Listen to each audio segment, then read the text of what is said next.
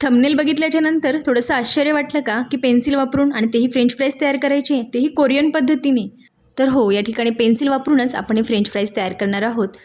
तर फ्लावरसारखे दिसणारे हे फ्रेंच फ्राईज काही दिवसांपूर्वी यूट्यूबवरती खूप व्हायरल झाले होते आणि मग मनात विचार आला की आपण हे ट्राय करावं आणि सोबतच तुम्हाला देखील ही रेसिपी शेअर करता येईल म्हणून मी याचा व्हिडिओ तयार केलेला आहे.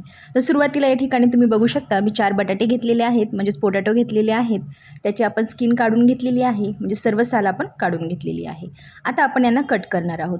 आता कट करताना नेहमी जेव्हा आपण फ्रेंच फ्राईज करतो त्यावेळेस त्याचे 2 भाग करून बारीक बारीक असे लांबट तुकडे करत असतो. तर याला असं न करता दाखवल्याप्रमाणे त्याची समोरची, बाजूची, मागची, पुढची सगळी बाजू आपल्याला थोडी थोडी कट करून घ्यायची आहे.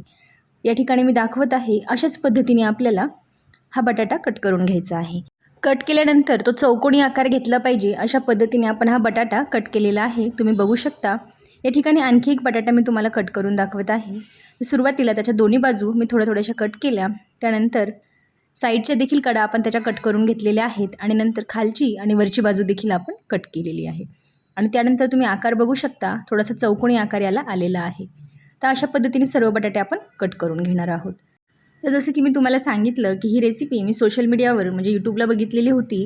पण ज्यावेळेस ही रेसिपी मी बघितली त्यावेळेस मात्र त्याला व्हॉईस दिलेला नसल्यामुळे मला ही काही समजली नाही आणि कोरियन भाषेमध्ये या ठिकाणी मेसेज दिलेला होता रेसिपीच्या खालती, पण मला ते देखील कळालं नाही. पण कृती बघून मात्र मी थोडंसं रेसिपी समजून घेतली आणि ती तुमच्यासोबत शेअर करत आहे. शेवटी फ्रेंच फ्राईज चवीला तर मस्त झाले होते आणि बनवण्यासाठी सोपे होते, पण मात्र हे बनवत असताना मला बऱ्याचशा काही अडचणी आल्या, काही चुकाही केलेल्या आहेत. तर ह्या सगळ्या गोष्टी मी या ठिकाणी मी तुम्हाला या व्हिडिओमध्ये सांगणार आहे. त्यामुळे हा व्हिडिओ शेवटपर्यंत तुम्हाला बघायचा आहे. तर आता या ठिकाणी आपले सर्व बटाटे कापून झालेले आहेत. आता उरलेला जो भाग आहे म्हणजे ह्या कडा ज्या काढलेल्या आहेत त्या आपल्याला फेकून द्यायच्या नाहीत. आपण जरी कोरियन पद्धतीने हे फ्रेंच फ्राईज बनवत असलो तरी देखील ज्या आपण त्या कडा काढल्या त्याला उभे असे कट मारून आपण त्यापासून इंडियन फ्रेंच फ्राईज तयार करू शकतो. म्हणजे आपण नेहमी जे खातो ते फ्रेंच फ्राईज तयार करू शकतो. त्यामुळे त्याला आपण फेकून देणार नाही आहेत. आता बटाटे कापून झाल्यानंतर त्याला आपण बाजूला ठेवलेलं आहे आणि त्यानंतर मी या ठिकाणी घेतलेले आहेत 2 पेन्सिल. आता ह्या पेन्सिल आपल्याला अशा पद्धतीने दाखवल्याप्रमाणे ठेवून घ्यायच्या आहेत. तर अगदी सोपं आहे. आपल्याला बटाटा आडवा ठेवायचा आहे. त्यानंतर दोन्ही बाजूंनी अशी पेन्सिल ठेवून घ्यायची. आता चाकूच्या मदतीने आपण अशी याला कट करणार आहोत. आता हा बटाटा आपल्याला शेवटपर्यंत कट करायचा नाही, तर पेन्सिलपर्यंत आपल्याला हा कट करून न्यायचा आहे आणि खालची बाजू आपल्याला कट करून घ्यायची नाही. त्यामुळेच आपण या ठिकाणी पेन्सिलचा वापर केलेला आहे. आता या ठिकाणी माझी आणखी एक चूक झाली, ती म्हणजेच हा बटाटा कट करत असताना मी जे उभे काप देत आहे त्यामध्ये बरंचसं अंतर ठेवलेलं आहे. तुम्ही कट करत असताना अगदी जवळजवळ अशी याची कट करून घ्यायची आहेत. त्यामुळे तुमचे जे म्हणजे हे जे फुलासारखे दिसणारे हे फ्रेंच फ्राईज आहेत ते अगदी छान असे दिसतील. म्हणजे फुलांच्या जशा पाकळ्या असतात त्या पद्धतीने दिसतील. त्यानंतर तुम्ही या ठिकाणी बघितलं असेल, आडवा केलेला बटाटा मी उभा केला आणि पुन्हा त्याला देखील असे कट करून घेत आहे. म्हणजे आपल्याला सुरुवातीला आडवा बटाटा ठेवून त्याला काप करायचे आहेत आणि त्यानंतर तोच बटाटा पेन्सिलच्या मध्ये उभा करून घ्यायचा आणि पुन्हा तो कट करून घ्यायचा. आता या ठिकाणी तुम्ही बघू शकता अशा पद्धतीने हे तयार झालेलं आहे. तर हे आपल्याला असंच तयार करून घ्यायचं आहे.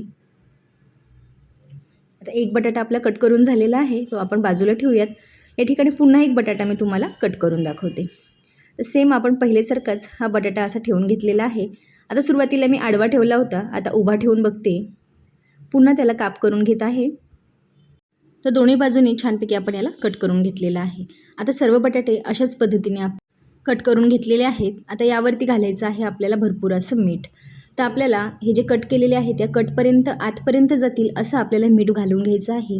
आता कट केल्यानंतर हा बटाटा थोडासा कडक असतो, पण मीठ घातलं की यामधनं पाणी बाहेर येतं आणि बटाटा अगदी नरम सॉफ्ट तयार होतो. तर याच्या खालच्या साईडला देखील मी थोडंसं मीठ घालून घेतलेलं आहे आणि आपल्याला 10 ते 15 मिनिटांसाठी हे बटाटे या मिठासोबत असेच ठेवून द्यायचे आहेत. तर या ठिकाणी मी 2 चमचे मीठ वापरलेलं आहे. तर मीठ नंतर आपण धुवून काढणार आहोत, त्यामुळे मीठ जास्त घातलं तरी देखील चालेल. आता मीठ घातल्यामुळे हा बटाटा तर सॉफ्ट होईल आणि सोबतच यामध्ये असणारा सगळा स्टार्च देखील खाली जमा होईल.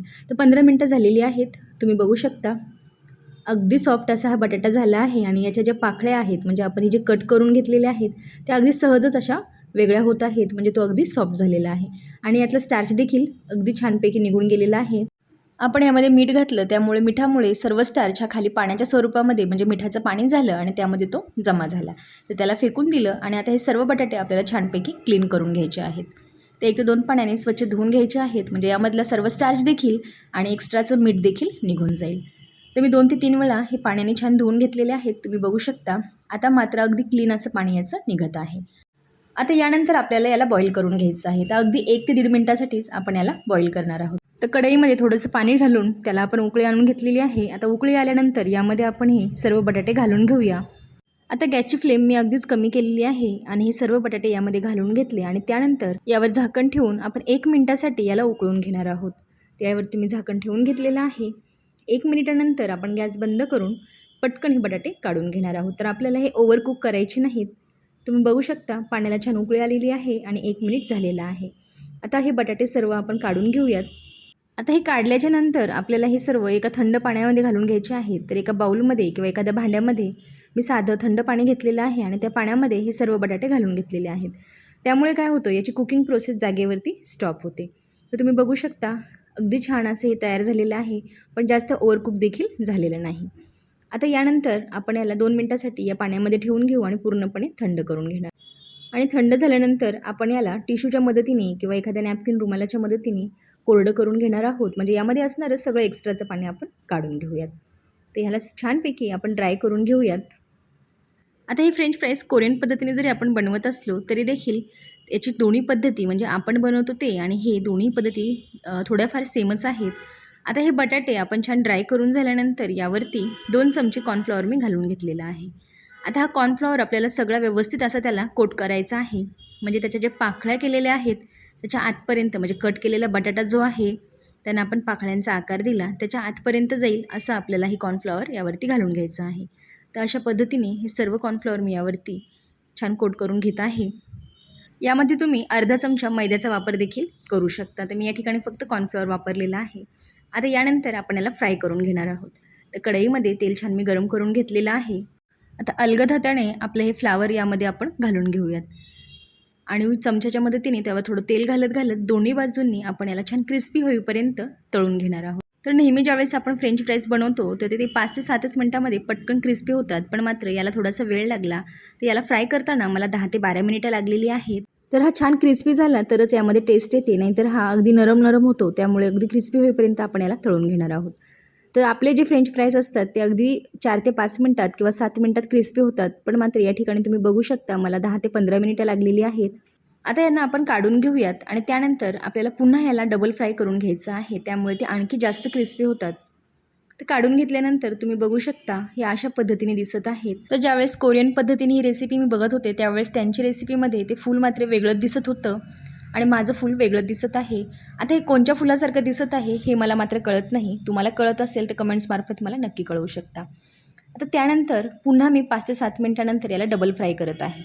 तर पुन्हा तेल गरम करून यामध्ये मी हे घालून घेतले आणि आता पुन्हा आपण 10 मिनिटांसाठी हाय फ्लेमवरती अगदी याला क्रिस्पी होईपर्यंत फ्राय करून घेणार आहोत. तर आपण जे फ्रेंच फ्राईज तयार करतो ना ते देखील, म्हणजे आपले इंडियन फ्रेंच फ्राईज जे असतात ते देखील किंवा हे कोरियन डबल फ्राय केले की डबलचे क्रिस्पी होतात. त्यामुळे कधीही यांना डबल फ्राय करून घ्यायचं. तर अशा पद्धतीने दोन्ही बाजूंनी अगदी गोल्डन ब्राऊन होईपर्यंत मी यांना फ्राय करून घेतलं आहे आणि आता मात्र अगदी हे फ्लावरसारखं दिसत आहे, तुम्ही बघू शकता, आणि अगदी क्रिस्पी झालेलं आहे. आता हे तळत असताना क्रिस्पी झाले की आपण यांना काढून घेतलेलं आहे. यापेक्षा जास्त जर आपण डार्क रंग येऊ दिला तर मात्र ते कडू लागू शकतात, करवट लागू शकतात. त्यामुळे जास्त न फ्राय करता आपण यांना काढून घेतलेलं आहे आणि या ठिकाणी आपले कोरियन फ्रेंच फ्राईज तयार झालेले आहेत. तर मी या ठिकाणी काढून घेतले. आता यावरती मस्त असं चटपटीत करण्यासाठी यावर घालूयात अगदी थोडंसं ऑरिगॅनो आणि त्यानंतर अगदी थोडंसं लाल तिखट, थोडंसं मीठ, थोडंसं ब्लॅक पेपर आणि चाट मसाला आणि सोबतच थोडंसं चिली फ्लेक्स देखील यावर मी घालून घेतलं. त्यामुळे दिसण्यासाठी देखील ते सुंदर दिसतं. तर या ठिकाणी तुम्ही तुमच्या आवडीनुसार लाल तिखट आणि चिली फ्लेक्स कमी जास्त करू शकता. मी हे लहान मुलांसाठी तयार केलेलं आहे, त्यामुळे या ठिकाणी तिखटाचा वापर मी कमी केलेला आहे आणि चाट मसाला भरपूर असा घातलेला आहे. त्यानंतर ऑरिगॅनो देखील मी भरपूर असं घालून घेतलं आणि मीठ देखील यावरती घातलेलं आहे. तर अशा पद्धतीने कोरियन पद्धतीचे आपले हे पोटॅटो फ्रेंच फ्राईज तयार झालेले आहेत, अगदी फ्लावरच्या आकाराचे. तर बनवल्याच्या नंतर हा आकार थोडासा वेगळा आलेला आहे. तर याचं कारण देखील मी तुम्हाला या ठिकाणी सांगितलेलं आहे. तर हे कोरियन फ्रेंच फ्राईज जे आज आपण आपल्या मास्टर किचनमध्ये बघितले अगदी चवीला भन्नाट आहेत आणि आपण नेहमी जे खातो त्या फ्रेंच फ्राईजसारखेच अगदी थोडेफार आहेत, पण चवीला मात्र थोडासा याच्यामध्ये बदल आलेला आहे. त्यामुळे तुम्ही ते नक्की ट्राय करून बघा. बनवण्यासाठी तर सोपेच आहेत आणि दिसण्यासाठीही वेगळेच.